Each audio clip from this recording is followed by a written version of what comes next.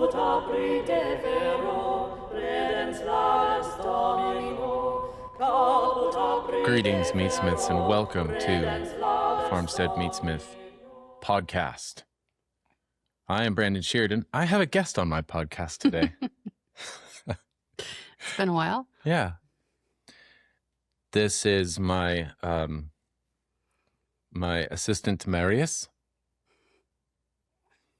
He is a little baby, and he provides all kinds of passive motivation that is relentless and nonstop. And then, of course, I'm happy to finally get Lauren back on the podcast because she's really the one that is more enjoyable to hear from. But before we get into this, because we're going to talk about many things on this podcast, which is what happens when Lauren and I are able to actually sit down and talk to each other, because that doesn't happen very often outside of a podcast. So, It feels a little weird sitting here with you now. I know. I know. First of all, it's been years since we've actually done this because of life, and we'll get into that. But because we haven't really done a lot of talking the last few weeks either. It's just been really crazy. I know. Hi, stranger. So, I share a house with you and many a children. little shy. So I wanted to first mention that we have classes on the calendar for this year. The Meatsmith classes are up. They are posted. And we have a couple in October and one in December. And the one in December is even starting to fill. And the one in December is a beef class. And then in October, we have a pork class and a lamb class, all in the hands-on craft of harvesting your own animals in a very excellent manner. In spite of what Aristotle might think of that, he thinks it's servile and it inherently does not require excellence. What? Yeah, in the politics. Huh. Servile, illiberal, and irksome, which is funny. And it's honestly, it's a continuum. Like he says, you know, various trades can be categorized as illiberal. Okay. Insofar as they do not require excellence. So he sort of leaves this category open for like, some of them do, some of them don't. But I'm going to go ahead and hastily generalize so that I can have one thing to disagree with Aristotle about, in addition to his paganism, which is probably the only other thing. But So yeah, was Thomas Aquinas kind of broke from him in that way too? explicitly. Because he's otherwise a very staunch Aristotelian. Yes. But The philosopher, he calls him. as a Christian, kind of elevates the trades, and particularly farming, and Yeah. went ahead and said, yeah, they can be excellent, right? Yes, and that they are specifically because they call upon all the powers of the human person. Okay. Yeah, that's Not fine. just Yeah. physical prowess, as if you can, cut up a human person's faculty in that way. I bet it's rooted more deeply in St. Thomas's understanding of the human person, which is also very close to Aristotle's. But Right. It's built on that. yeah, but it's definitely like the use of reason and the use of, which entails artfulness in everything we do by nature. Mm-hmm. So it's almost like you can't opt out of it. You're either going to do things with poor art or with good art, Yeah. but it's going to be artful. It's going to be the work of a rational soul.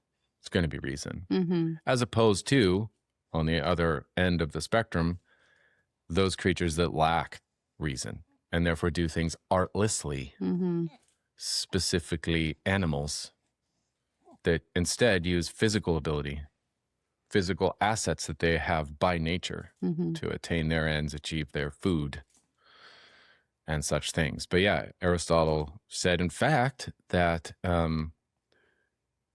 the actually Aristotle said that too. Contrary to doing physical labor, like specifically in growing your food, would be engaging in too much commerce and trade. So specifically acquiring those elemental bodily goods without toil, without work, that makes you effeminate, which just means overly attached to comfort and ease. Both, I think, Thomas and Aristotle pit those against each other. Okay. Yeah, acquiring by trade. But in a Meatsmith class, we endeavor to give you the virtue of pig killing, which probably is not a virtue listed in any Aristotelian version of the ethics or anything.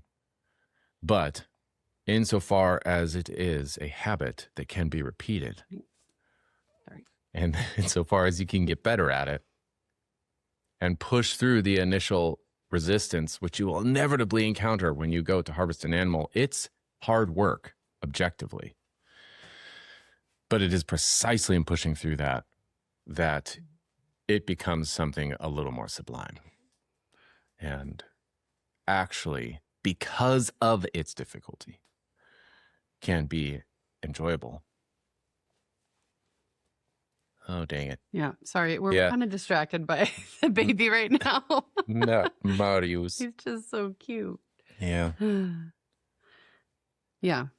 So at what point does it flip on its head? And as homesteaders, you strive to engage the arduous and work with the natural systems to have something to do with your food and not just become comfort slaves. And but also you can't just be a beast of burden and only just work, because then you're also you're not effeminate. Well, you're just addicting yourself to something else, which is work. So do they talk about that at all? I'm sure they do. I mean, insofar as, I think that's exactly what we're likely going to talk about today. Because we can swing the pendulum the other way.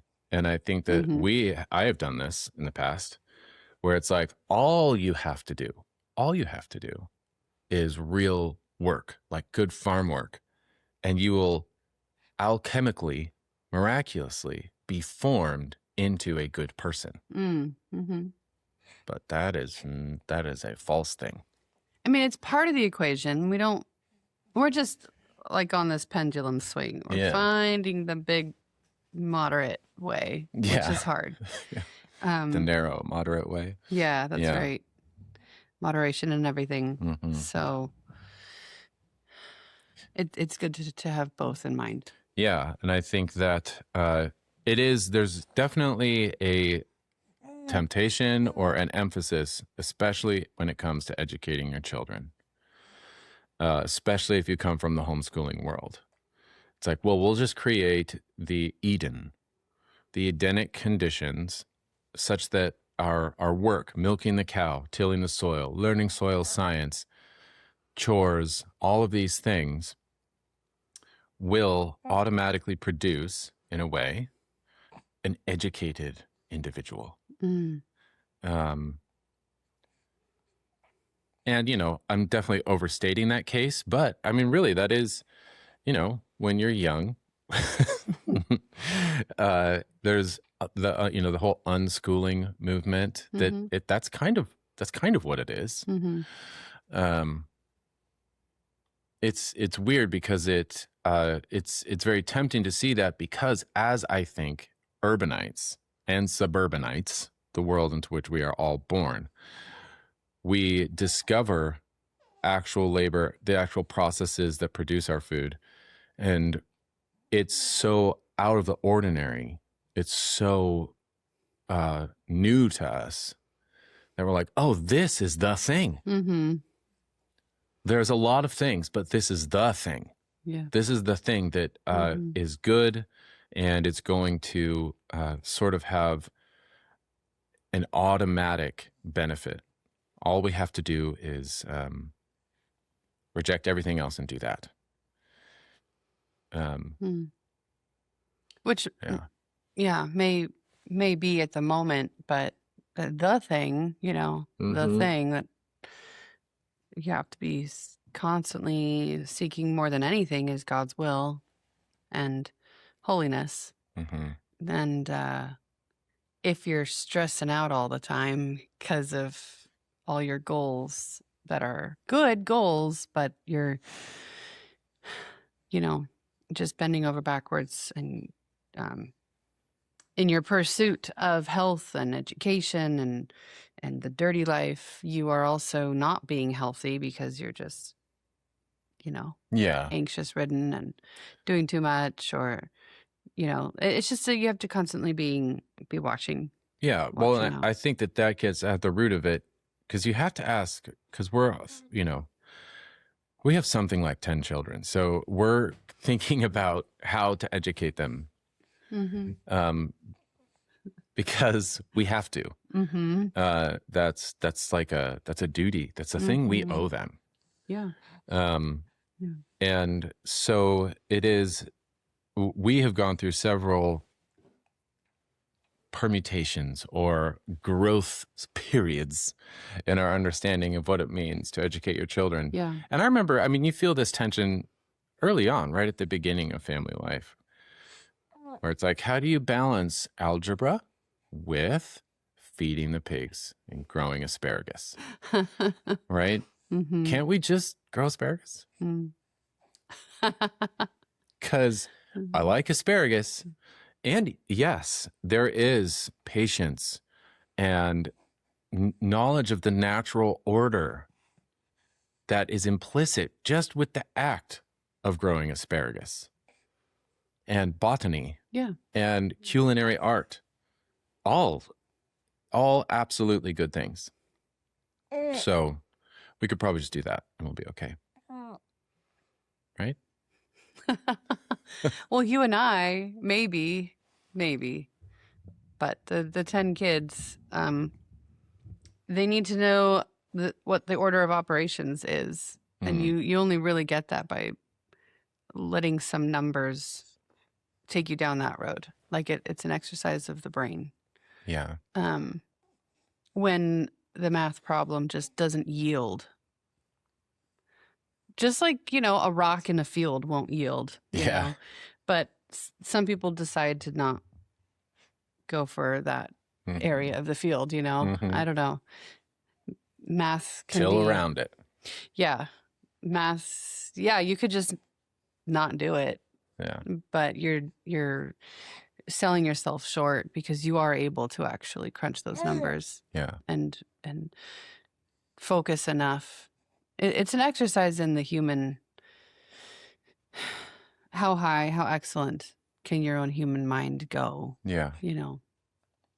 And to just say, well, in this world, there's too much rhetoric out there and too much ideology that if you're not at least a little bit capable with logic, with basic grammar, logic, and rhetoric, then you're going to get mulled over. And if you want your kids to be Christian forever, then they need some algebra to help form and shape the mind and discipline of the mind. Yeah. It's a discipline of the mind thing. Yeah. So that means that the objective of education has to be really specific. Yeah. Has to be specified. Because the Asparagus Paradise that I described is, and maybe none of our listeners are guilty of the Asparagus Paradise fantasy, but I was like that. I was there. And, plus we'll just read to them a lot and then they'll just get words. Yeah. The Christian reading. narrative. They'll just get it. Yeah. And, there's some of that, obviously, depending on the good age books, and everything. Yeah. But I think that the problem with the Asparagus Paradise is one of anthropology. It's that does work. The Asparagus Paradise works in Eden. In Eden, yeah. In the walled garden. Good distinction, yeah. Yeah. when you walk with the Creator in the cool of the garden, and you have original innocence. Yeah. And our children, as innocent as they are, they do not have original innocence. That's right. Yeah. They have original sin. Yes. Well, not anymore, but they have the concupiscence that's left over Yes. after baptism. That's right. Yeah. So yeah, you're right. Because one of the gifts that we were given in the Garden of Eden was grace. Yes. And then we lost it, and ordering of the appetites, and we lost that. Yeah. And one of Satan's gifts was, this is just straight up Baltimore catechism, this is nothing profound, but was a disordering of the appetites. Yeah. So you could make perfect asparagus, but they're really going to want that lollipop. Yeah. Every time. Every single time. Yeah. Especially, well, I guess it depends on the child, but they reach a certain age. Yeah. And some of them, by strength of conviction and temperament, by conviction, they'll say, no, I don't want the lollipop. Some of them. Yeah. But it's by conviction, you know. Even the strong ones have their moments of wanting to lay back, kick back. And there's nothing wrong with a lollipop. No. You know, I mean. In moderation. Moderate lollipopism. But the stakes are getting higher as they get to be teenagers. Yes. And the lollipops get more dangerous. They sure do. So there has to be that ability to discipline yourself. Yeah. And Well, and I don't want to give people the impression that our children are just completely taken away by dangerous lollipops. no. All the sheer kids are really good. We just keep yeah. talking in metaphors because it's more funny. And it kind of makes sense. Yeah, I don't want their mind to go like, oh, they're in deep. No. Deep. Yeah, all the sheer They're kids not. are admirably good in spite of their parents, in spite of their father.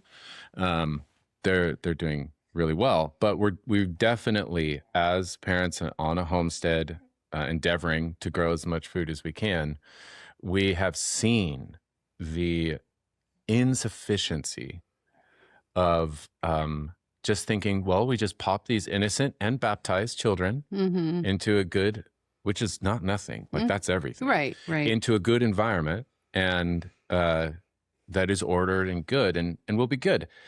And there is a real sense in which, like, that assumption and the story of how that can be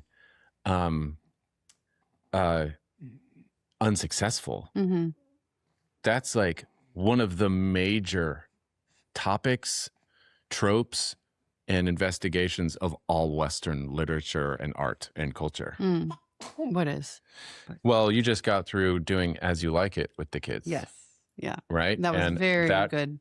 That's where the court, the urban, the structured, the algebra 2, you know, the structured context of civilized life and discipline, it did get corrupted and it fell apart. And so, like a lot of people in our generation who also experienced that, going to, I mean, I didn't, but going to public school and be like, this is the most debauched place in the universe. So what do they do? And As You Like It, and what did we do? Go to the countryside. Flee to the country. Because the country's good. It's untarnished. It's It's free. It's pure. It's free. Right. Yeah. Which can be a little Rousseau and Locke, Mm-hmm. right? Hobbes, pure state of nature. Yeah. Humans are most at their humanness when they're in nature. Yeah. Unshackled by the chains of civilization. And this is where we are Aristotelian, and so was Shakespeare. The highest form of humanity is actually civilization. Yeah. Because Darn it. Yeah. Well, and you see that in As You Like It, as weird as that play is, they do go to the woods, but they don't stay there. No, right. Yes. Nature is good. Woods are good. Yeah. Arden Wood. Yeah. Let your hair down, find yourself a spouse, get married. which is what they did. What constitutes civilization. That's right. That's how you the grow elemental civilization. unit is the family. Yeah. And what does As You Like It end with? But with a whole bunch of marriages. That's how That's it ends. right. And they go back to the court. And they go back. Yeah. They go back. Yeah. Christianize their kids, Christianize society around them. Yeah. Yeah. And I just got done reading, because I'm going to teach it in the fall, Lord of the Flies. Mm-hmm. And I think that it has a lot to offer, but it's the same theme. It's the same theme, obviously. Boys stranded on a rock, on an island. And their biggest problem is not exposure. It's not starvation. It's not lack of water. It's not the fact that they just, crashed.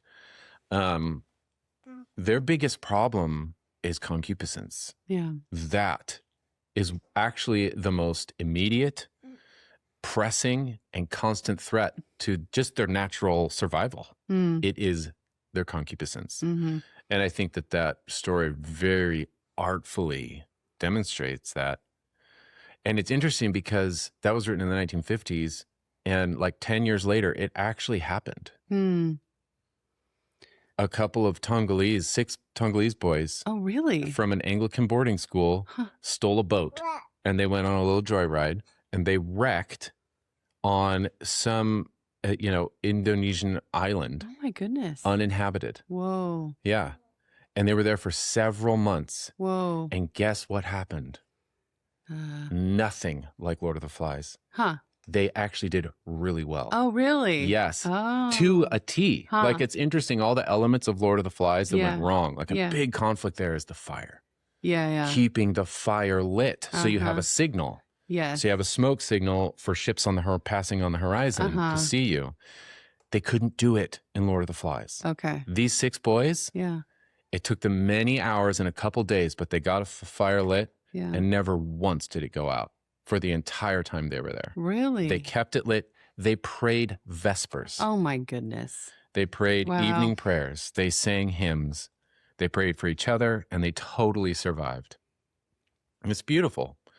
And that is, That's pretty cool. yeah, That's isn't pretty that cool? That's prayer. Wow. And that, we could say, is not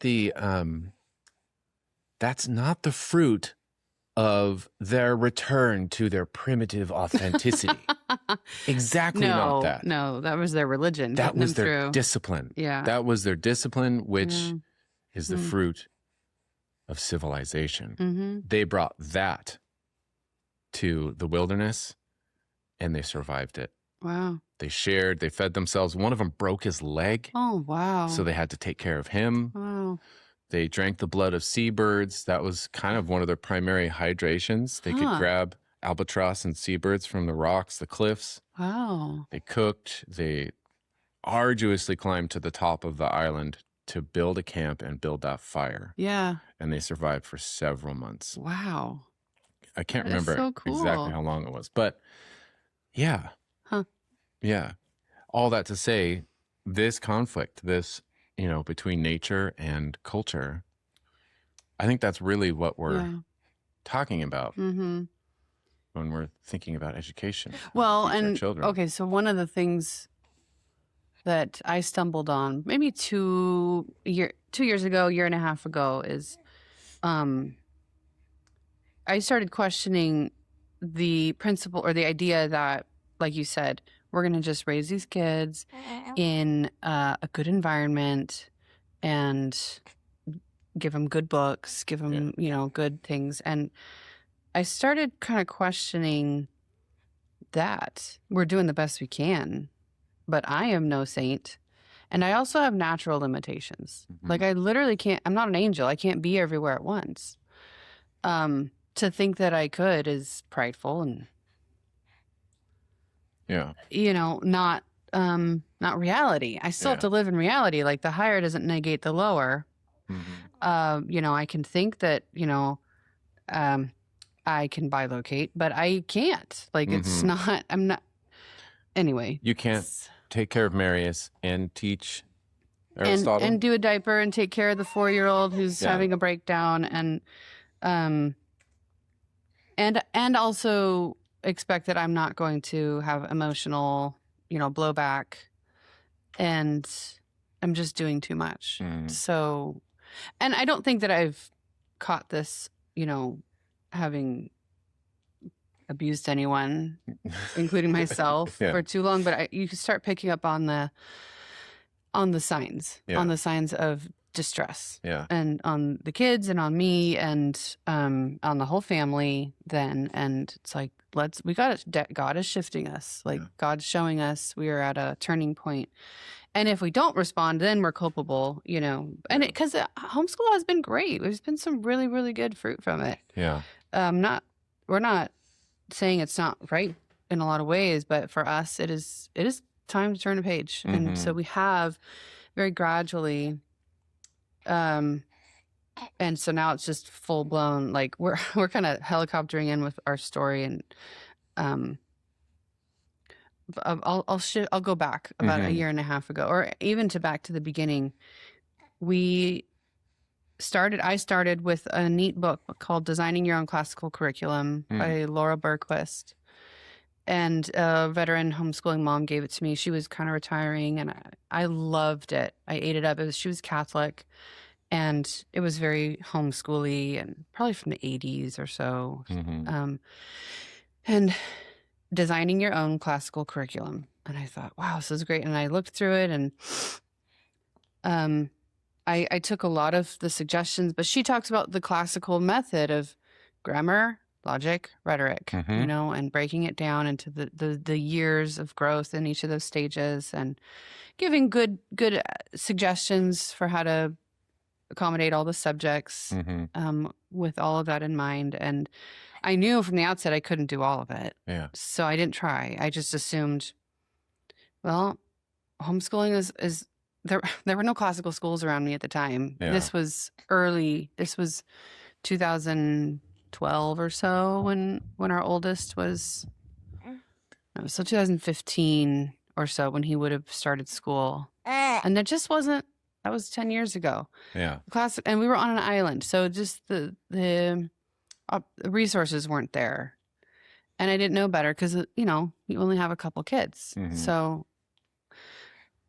I was doing what I could. And I thought, okay, then we have to homeschool, you know, Benedict option, hunker down. We got to do it all. Yeah. And that means we're not going to do it all. We're just going to do what we can. Right.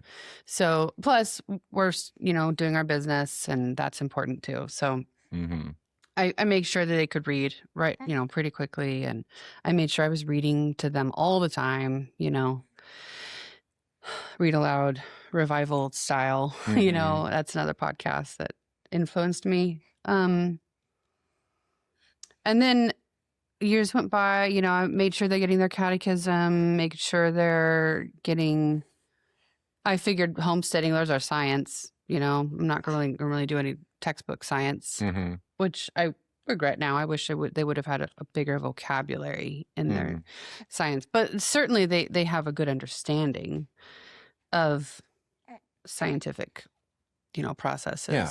And so they're really good at pig anatomy. Yeah, exactly. Like animal anatomy, don't have to do that chapter at all. We did some unschooling, but we were pretty quickly disillusioned by all that promised. It didn't take long for me to go, yeah, but I have boys and they need structure. Yeah. Yeah. I don't feel like I need to go down that path. I just thought it was against human nature to think that something unstructured could actually yield fruit. That's right. No other part of life does that fly. Whether it's food or medicine, you have to have rules. Yeah. Architecture, obviously, like you need structure for anything beautiful to happen. You need the beams, you need the skeleton, you know, and I just thought education was the same way. So I was pretty tough. Like I was the structure. Yeah. You know, and I'm a pretty choleric person. I just nose to the grind, came up with all my schedules, come up with all my curriculum every year, you know, get up early, stay up late. And you know, it's fine. It's good. Great memories. Loved it. But also my structure is wearing down. Yeah. It's not, you know, and I want to be the mom for my teenage boys now. That's the other thing too that shifted is I need to be soft with them. I cannot be the hard line. they need hardline, and it should not be me anymore. And I've been backing off a little bit by little bit, and yet they still need it. Yeah. So that's got to come from outside of me. Yeah. Yeah. Accountability from outside the home. And that is, that's not necessarily, what is it? That's not necessarily even a principle. That's just like reality. Because the structure, like you were saying, that you were providing, you had to conjure that every morning and then maintain it all day. And then do it again and again and again and again. Yeah. Like that's huge. And there's just only so much energy. And I know that, even 8 years ago or 10 years ago, I would have been like, well, you just work harder.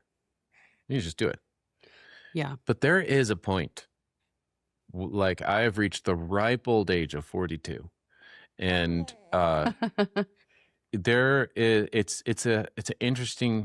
it's a unique experience.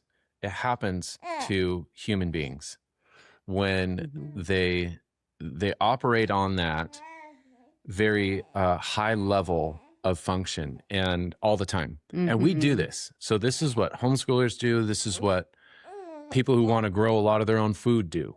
This is what homeschoolers do who are designing classical curriculum, which is good. Like, it's good stuff. Trying to kill their own pigs. And like we always say, maybe running their own business, literally picking all the battles. There is a point where you go to do a thing just like you always have. And it's just, you just exert yourself. You just white knuckle it. You just grit your teeth. I can do this. And you can't. Yeah. No. And by that, I mean, like, there's a physical limitation. You cannot. Just like you can't hold your breath for too long. Yeah. It's a weird experience. And I know, to you young people out there, this sounds ridiculous, but it does happen where you go to do it and it doesn't happen. Yeah. It's weird. Yeah, and you don't think it's just called limitation. That's all it is. And I think that our ancestors, if they had heard our great grandmother or something, they had their own extreme limitations, but most of theirs were not self-imposed. They were just part of life, part of survival. Famine and abundance and the cycle of the natural order, unmediated, unsoftened by mechanized reproduction, central processing, and distribution. Like, their lives were very hard. But I think that had we told them that, we're going to have roughly 1 million children, we are going to teach them everything, each one all they need to know. We are going to feed them everything from seed to plate. We are going to generate all of our own income from the unstructured void of nothingness. We're going to do all of it, and with zero help. No one is going to help us. We're going to do it all. It sounds really insane now. And no one, I know. Yeah, that's crazy. Or your great grandmother would have been like, what? Honey, let's talk about this. Are you serious? No one. Why would you do that? Yeah. Are you going to make up your own religion too? Like, what's going on? Yeah. Because I think that they would have known that that's crazy. And we, excusably, we didn't know that. No. And we had no grandmother telling us that. I don't think our generation knows that. Like, I know. So we're taking one for the team, and we're just, you're going to, Brandon and Lauren are eating humble pie right now.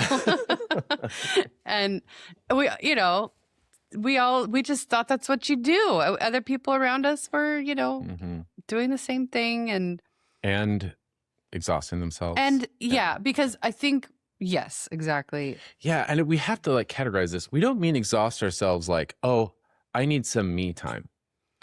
No, It's no, not that. no. It's like actual objective physical exhaustion. Like you Yeah.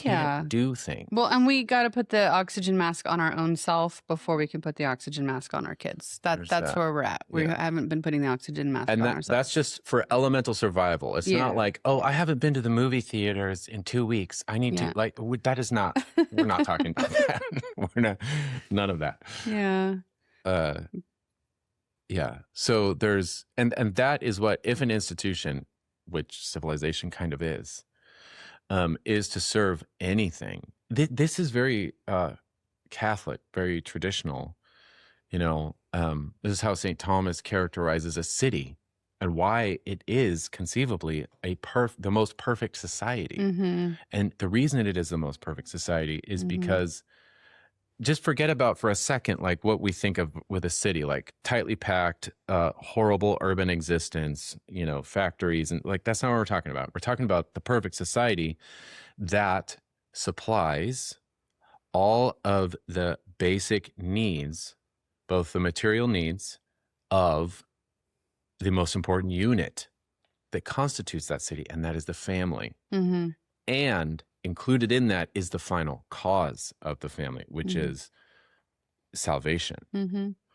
So Yeah. that is what a perfect society is. It gives you, it leads you Mm-hmm. to your final end, Mm-hmm. which I know our cities don't do that anymore, but that's what a king should do, Yeah. according to St. Thomas, right? Mm-hmm. And what his city would do. Yeah. So churches everywhere, Yeah. sacraments everywhere, Yeah. And God is still supplying that. and the material needs. Yeah.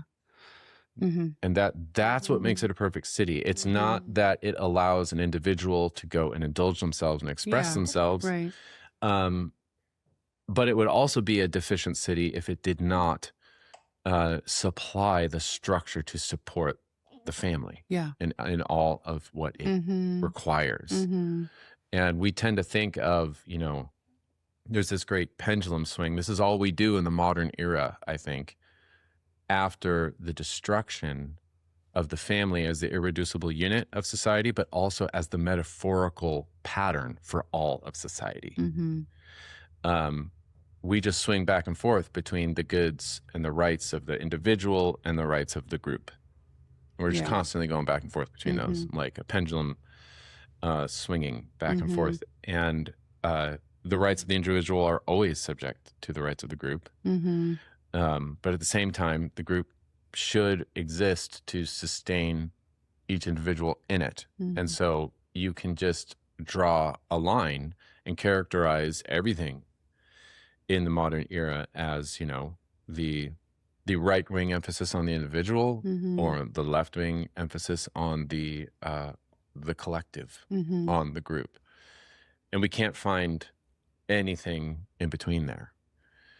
But really, the whole society exists for not the individual or the collective, but for the good of the person. Yeah. Yes. That's a distinction to make. Yeah. Yeah, and that is in the context of a family Yes. that is supported, both Mm-hmm. in that tiny unit, but also I would argue that we have lost that because we've lost the family as the structure of the entire society. Well, yeah. I mean, look at a movie like Mary Poppins, right? The family is being supported by a bunch of single people. I hate to say it. Yeah. Older single people, you know, I don't know their stories, but Mhm. we don't have that very Mhm. much. I mean, we have had, you know, nannies come in or, Mhm. you know, hired help, young ladies, and they're all wonderful. But there's no like continuation of that. Yeah. You know, there's no people that are like, I'm going to just be with you. I'm going to live out my days as the people, as, you know, the butler and Mm. the cook of the Sheard household. Mhm. You know, that we would not be able to support that either. You know, it's Yeah. like, but the family is not that anchor point Mhm. for, there's no Downton Abbey, you know, in America. Like Right. where there's just like this army of hired people to Yeah. help you, and you're not ready to support them either. So we are just in a culture of island families, Mm-hmm. and we can kind of help each other out a little bit. Helpless But island only so yeah, much. yeah, right. Well, yeah, and I think that, immediately the American mind is going to be like, oh, yeah, you just want to be the master of a bunch of servants and tell them what to do and kick back Yeah, and that's not what sip it your is, brandy. though. It's like that's not an option at a certain No. point. So that's not even possible in family life. No, when it's well done, then you're grateful for each other Yeah. when it's done right. And I've only experienced that with the people that we've hired. Yeah. And So and I they're think grateful for the work, and we're grateful to Yeah. have good people around our family. So, right. Well, and that was I don't know how far we want to go down it, but the medieval structure of society and the family, and even with, domestic servants, it was nowhere near as simplistic as we like to think and easily and effortlessly deride it. I think it's easier to deride it and reject it when you are an atomized individual whose purpose is unrestrained consumption. Like, yeah, you're just a king and you don't need any servants except for all the people that are making your goods that you buy for too cheap everywhere. Yeah, we can sort of reject it that way. But if you are a family, you realize even in our context now, hiring help and having people here help us, there is a sense wherein you are responsible for them too. That's right. There's a real way in Yeah. which you've just gained another child, in a different way, obviously. But when you look at the medieval structure of society, and which of course I love to read about, the masters, the nobles, they were accountable for the spiritual life of their servants. Yeah, that's true. They had to make sure they got to mass.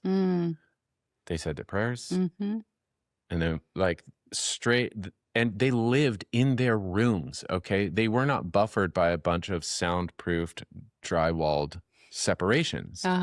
Right, a chambermaid. She lived in your chamber, in your room, and she was a young lady, and for the woman of the household, and yeah. She helped you take a bath because you didn't have plumbing. So you had to lug water up to the chamber, dump it manually into a container while it's still warm, and then lug it out when it's done. And then you had to ensure that your chambermaid bathed herself also. Yeah. So it was a partnership that now I think we easily reject, not because we are humble or something. I don't even know what we think anymore. But because we have technology that's doing it. Yeah, that's right. And so we don't need people to do it with. We don't have to undergo the incredibly awkward, trying thing of maintaining a personal relationship just because you need to take a bath. And that is virtuously. Yes, that's right. It's a far more complicated thing. And even in the medieval society, they had this whole order of domestic consecrated nuns called beguines. It was beguinage in England. And these were women that were consecrated, and they lived in households. Wow. And, they were like the what's the word? Like executive officers. They managed a lot of the affairs. They were in charge of the servants and their coordination under, the Lord and Lady. Yeah, I mean, to endeavor to grow a family is not for the faint of heart. And those nuns that you're talking about, they knew that. They knew what's involved, the bodily sacrifice of bearing and educating children. Yeah. And to keep them healthy, to keep them sharp. There's a lot of input, a lot of material inputs. I keep coming back to the goods of the body, and they serve the goods of the mind. Yeah. And ultimately those serve the goods of the soul. Yeah. and there's this hierarchy.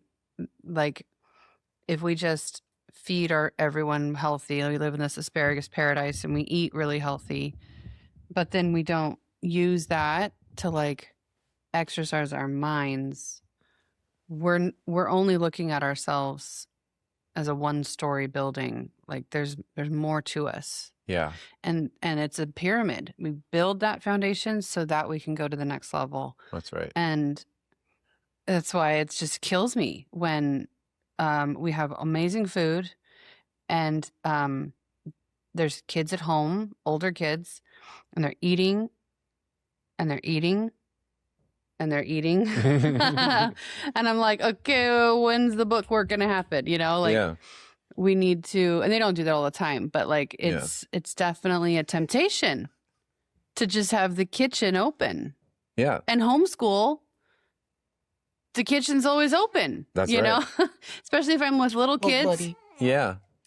And I'm trying to be with the 4 and 2-year-olds, and I have to be in the nursery so that the big kids can study, you know? Yeah. But if they're, you know, slamming chocolate milk because you can, and they're not, you know, they're not skipping class to do that. They have online classes that they were very good at attending. Yeah. And that's a whole nother thing, you know, which was not ideal. We'll talk about that in part 2 for sure. Yeah. But yeah, the goods of the body, then you have to shut off your digestion. Yeah. And then now you have to focus. Yeah. On, you know, algebra. Yeah. And yeah, you're going to want to look at have some Cheerios, but you got to say no to the Cheerios and you got to like work. I know. And then that's to say nothing of, okay, I've read my algebra, I've read my biology, I've read my U.S. history. I was just reading St. Vincent Ferrer and he's like, study. It also becomes toil. You have to have devotion enter into it intermittently for it to not become its own, you know, rigor. Just, it can also feel burdensome. Yeah. You know, and so you have to have that prayer aspect too. So the goods of the soul. Yeah. They ultimately have to enter in. Yeah. And if you're not focusing on the meal or your bodily needs, and then, you know, you have enough discipline to like actually think about a good book, but then you have to be able to depart even from that once in a while and enter into prayer of some kind or spiritual reading. And that takes a little bit of discipline too. Yes. You know? Yeah. To be able to get through some philosophy that then will allow you to think about theology and then, or even to like dive into scripture, you know, it's, and that's where like Latin kind of bleeds into both categories. Like, hopefully you get enough Latin to where you can read like St. Augustine. That's amazing. Yeah. That's the height. Like that's the pinnacle. That's what we're shooting for. I don't know if our kids will ever reach that, but like that would be reading St. Augustine in Latin. In Latin. Yeah. Right. So. Yeah. Well, I think that, so what you're saying is so great. And it's all predicated upon what? An understanding of what we're trying to rectify with education. Yeah. Like why? Yeah. To educate anyone or anything is to presume that there's a lack. There's something that's missing. And you would have to assume that, okay, I have a lack. And so if you encounter the thing that you lack, you should expect resistance. You should expect discomfort because you don't have it. Yeah. You're good. Yeah. If you're just good as you are, then yeah, you have no reason to encounter difficulty, discomfort, self-denial, and discipline. Like you're good. But if you lack something, and I think that's why it's really important to understand what education is doing. It is rectifying the human condition, and the human condition is not even a problem with the problem is we're ignorant of algebra 2. Like, that's not it. Yeah. Algebra 2 is an instrument Mm-hmm. for something else. Yeah. And to serve some other end. Yeah. The problem with the human condition is that lack of original innocence, which I love how it's everything. That's what St. Thomas describes so perfectly in the Summa. It's not just we get attached to things.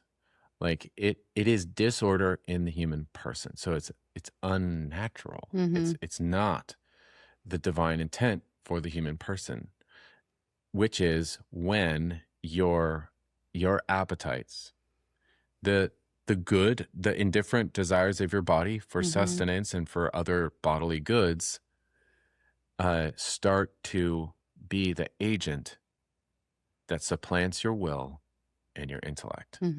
That's what concupiscence is. They take over, and now you start to do things contrary to reason. Desiring too much, or even too little. That's what vice is. So that is the problem. And that problem is echoed throughout all of the created order. That's how St. Thomas describes it. He says, all creation rebelled against Adam in direct proportion to the way he rebelled against himself. So insofar as Adam stopped serving God, nature stopped serving him. So this concupiscence, this is the ripple effect, is the whole disorder of all creation. And he even gets real particular. He's like, Adam's senses are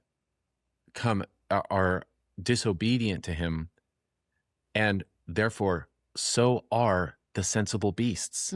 Like this is the nature of being depraved of grace that orders things properly, all under Adam, who, most importantly, is under God. He is the executor of divine providence, is what he says. So education is trying to rectify this grave, ubiquitous disorder. Yeah. Not just accumulate knowledge for a profession. It is emphatically for the sake of virtue. That's right. To create virtue.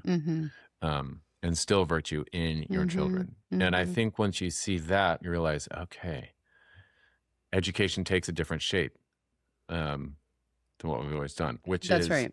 Yeah. Yeah. I think that people like us in the mid-teens, 2000 teens, like 2015, when we started having kids, or our kids were of school age, we looked around us and we had experienced ourselves, or we were starting to experience like something maybe our parents had, or kids around us, drag queen library time, Right. like at the far end of the spectrum, like real toxic things. And maybe it was just Satan's tool to show all that to us on social media to like scare us. But that, and like the medical system just pounding us with pharmaceuticals, the food system not really giving us good food, and other institutions that I'm blanking on. But like we kind of went, whoa, life is pretty toxic. Yeah. I'm just going to take it from here. Yeah. And so there was a good intent. Yeah. But I do think that there's been a little bit with the homeschool, homestead movement, throwing the baby out with the bathwater kind of thing, which is we need a little institutional help. And what's happening is it's taken like a decade or more, but only that much. And we've been right in the eye of the storm, like our generation having kids. I see good alternative education options now. Yeah. Not the public school, not necessarily a private school. We're in a charter situation, which we'll talk about, but there's alternative schools now. Yeah. that are really trying to do the right thing, doing what you just said, growing virtue, not necessarily just growing data in a kid's head, but growing virtue. And then alternative medicine. There's real good options out there right now that weren't there like 10, 15 years ago. You know, naturopaths or, you know, hybrids. There's a lot of hybrid options out there, especially for people that are in their 40s now. I just see a shift that we don't have to throw it out and say, I'm going to do it all myself. We can work with certain systems while keeping our own, what's the term? Like, we can still make the choices ourselves. Yeah. There's no compromise.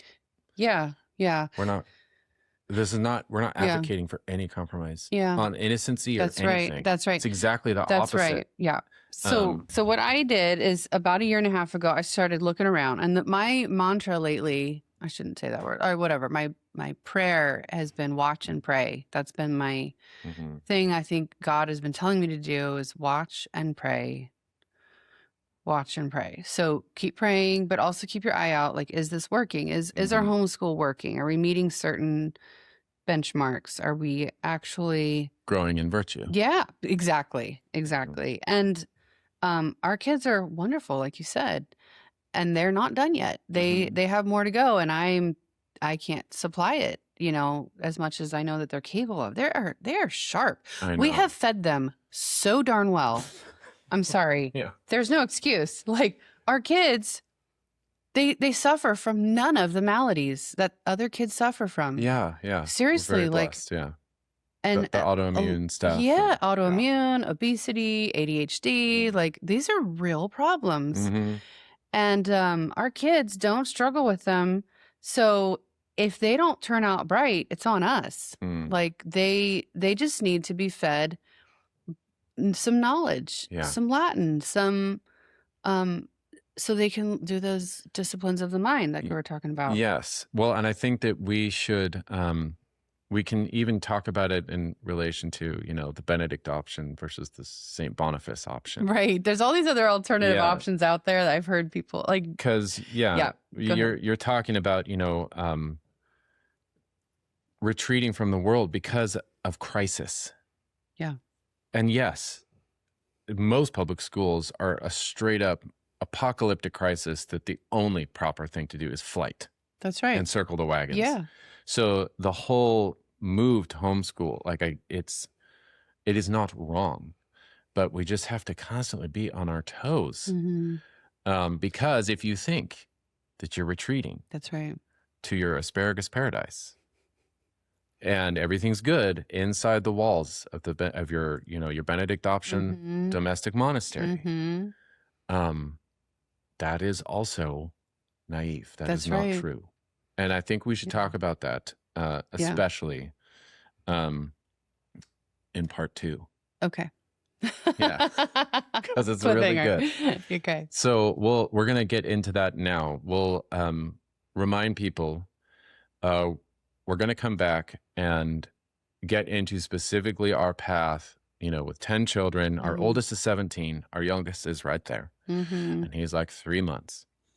And homesteading family, Catholic family with their own business. And like you alluded to, we also presume that we're going to do all of our own medicine also, you know, preemptively. Yeah. We're just going to be stupendously healthy.